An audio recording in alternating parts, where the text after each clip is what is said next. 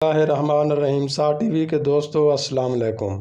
آج ہم وزیر اعظم عمران خان کے ہر خطاب میں صرف مسلمانوں اور ریاست مدینہ جیسے درہ گئے الفاظ پر بات کریں گے، کیونکہ ملک پاکستان میں 73 لاکھ اقلیتیں بھی آباد ہیں۔ وہ اس غیر مساوی عمل سے احساس محرومی کا شکار ہو رہے ہیں۔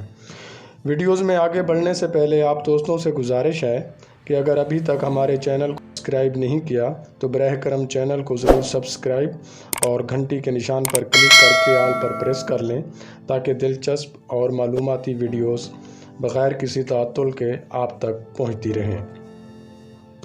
وزیر اعظم عمران خان جب بھی قوم سے خطاب کرتے ہیں تو پاکستانیوں نہیں بلکہ مسلمانوں سے خطاب کرتے ہوئے محسوس ہوتے ہیں۔ ہمارے ساتھ کام کرنے والے غفور مسیح کے اس اعتراض پر کہ کیا یہ ملک صرف مسلمانوں کا ہے ہمارا نہیں، پاکستانی مسیح نوجوان کی یہ بات مجھے بار بار چبھ رہی تھی۔ غفور مسیح نے مجھ سے پوچھا تھا کہ میں کرسچن پاکستانی ہوں، کیا یہ ملک میرا نہیں؟ میں نے اسے جواب دیا تھا آپ مجھ سے زیادہ پاکستانی ہیں، کیونکہ میں شاید پاکستان نہیں چھوڑ سکتا لیکن آپ چوائس کے باوجود پاکستانی ہیں، لہٰذا ملک پر آپ کا مجھ سے زیادہ حق ہے۔ اس نے کہا پھر وزیر اعظم اپنی ہر تقریر میں صرف مسلمانوں اور ریاست مدینہ کا ذکر کیوں کرتے ہیں؟ یہ پاکستان کے ہر شہری کو پاکستانی کیوں نہیں سمجھتے اور ان کے اسٹیج پر اقلیت کے نمائندے کیوں نظر نہیں آتے؟ میرے پاس اس سوال کا کوئی جواب نہیں تھا۔ اتوار کے دن بھی عمران خان نے بطور وزیر اعظم اپنے آخری عوامی خطاب میں صرف مسلمانوں کا ذکر کیا۔ یہ پاکستان کے ان محسنوں کو بھول گئے جو مسلمان نہ ہوتے ہوئے بھی اپنی زندگی اس ملک پر قربان کر گئے۔ مثلاً آپ صرف تورو کو ہی لے لیجئے۔ اب سوال یہ ہے کہ یہ تورو کون تھا؟ تورو کا پورا نام وادساو تروج تھا اور وہ یہودی تھے۔ وہ پاکستان سے مذہب سے بھی زیادہ محبت کرتا تھا۔ اس نے اپنے 30 ساتھیوں کے ساتھ پاکستان ایئر فورس کی بنیاد بھی رکھی تھی اور اسے ایشیا کی بہترین ہوائی قوت بھی بنایا تھا۔ قیام پاکستان کے بعد جب برطانوی افواج کے پائلٹس اور ٹیکنیشینز ہمیں بے آسرا چھوڑ کر چلے گئے تھے تو اس وقت وہ آگے بڑھا اور چند برسوں میں رائل ایئر فورس کی کمی پوری کر دی۔ اس نے ملک کو ناقابل تسخیر بنا دیا۔ وہ ایئر فورس کے ساتھ ساتھ پاکستان کے نیوکلیئر اور میزائل پروگرام کی کور کمیٹی کا بھی حصہ تھا۔ 23 اپریل 1908 کو سائبیریا کے ایک یہودی خاندان میں پیدا ہوا۔ والد زار روس کے ٹرانس سائبیریا ریلوے کا قیدی مزدور تھا۔ پورا خاندان قیدیوں کے گاؤں میں رہتا تھا۔ کمیونسٹ انقلاب آیا تو اس کا خاندان 1922 میں پولینڈ فرار ہو گیا۔ تورو نے وارسا یونیورسٹی سے ہوائی انجینئرنگ میں پی ایچ ڈی کی ڈگری لی۔ اس نے اس کے علاوہ آسٹرو فزکس میں بھی تربیت اور تعلیم حاصل کی۔ تورو نے 1938 میں پولش ایئر فورس جوائن کر لی۔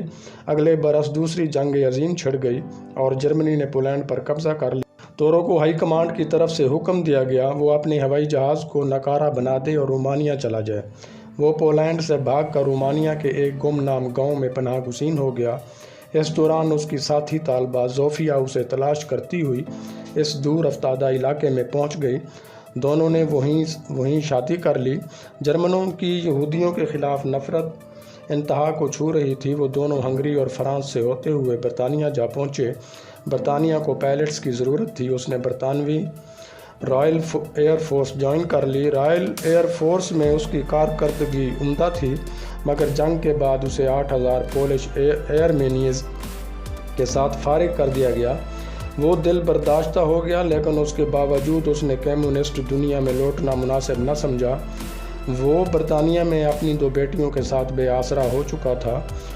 1948 میں پاکستانی ہائی کمیشن لندن نے اشتہار دیا پاکستان کو تربیت یافتہ اور ماہر پائلٹوں کی ضرورت ہے۔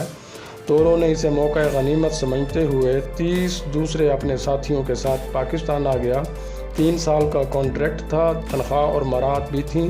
کراچی میں اسے ڈرگ روڈ پر رہائش بھی دے دی گئی اور یوں تورو نے پی اے ایف کے پائلٹوں کی تربیت شروع کر دی اور اس کی بیوی زوفیا گلائنڈنگ پائلٹوں کو ٹریننگ دینے لگی۔ 1952 میں اسے ونگ کمانڈر کے عہدے پر ترقی دے دی گئی اور اسے چکلالہ پوسٹ کر دیا گیا۔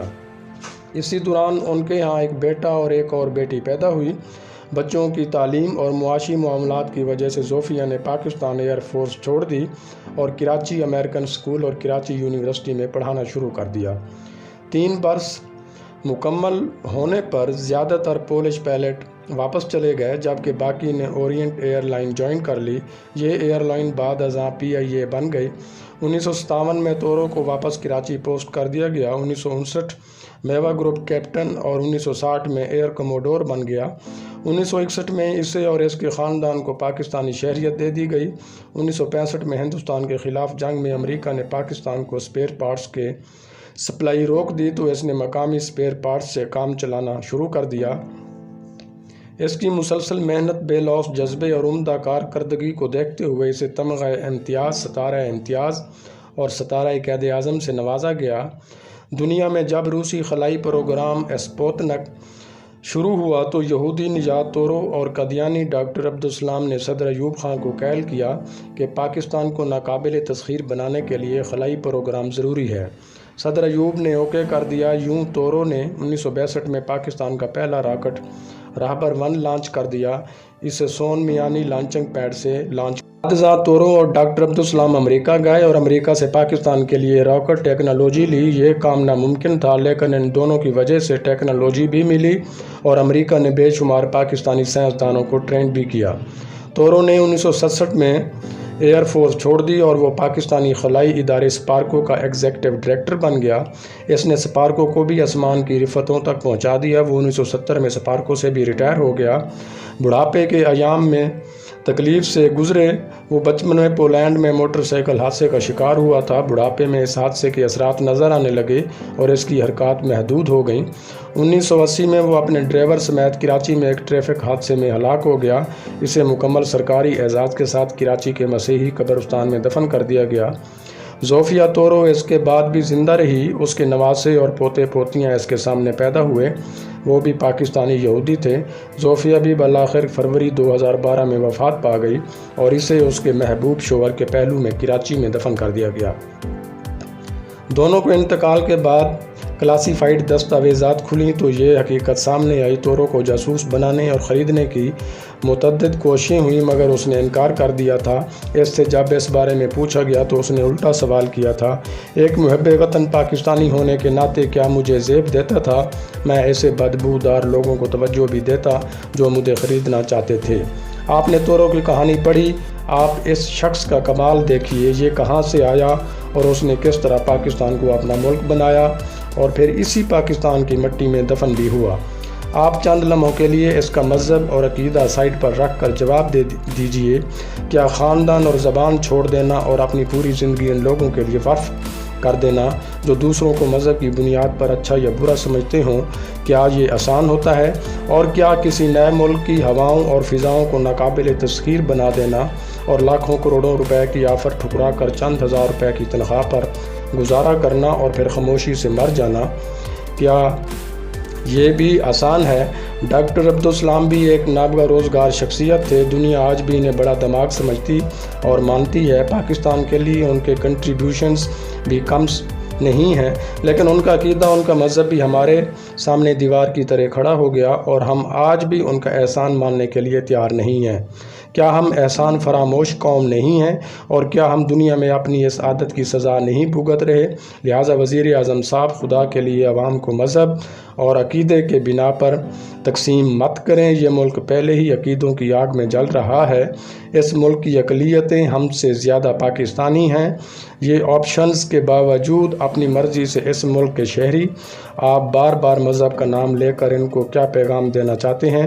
کیا یہ ملک ان کا نہیں ہے اور کیا 73 لاکھ لوگ اس ملک سے چلے جائیں؟ دھیریندر ناتھ منڈل، جو ایک پاکستان کے پہلے وزیر قانون بھی تھے، ان کے علاوہ شنکر رائے، دھیریندر ناتھ دتا، پریم ہری ورما، راج کمار چکروتی، سرس چٹو پادنیا، چندر موجدار، بیری چندر منڈل، سری ڈی رائے، نارائن سانیال پریندر، گنگا سیرن، لال اوتار، نارائن کجرال، بھیم سین، سی این گبن وغیرہ مسلمان نہیں تھے اور ان کا تعلق اقلیتوں سے تھا، جبکہ انہوں نے پاکستان بنانے کی تحریک میں قائد اعظم کا بھرپور ساتھ دیا۔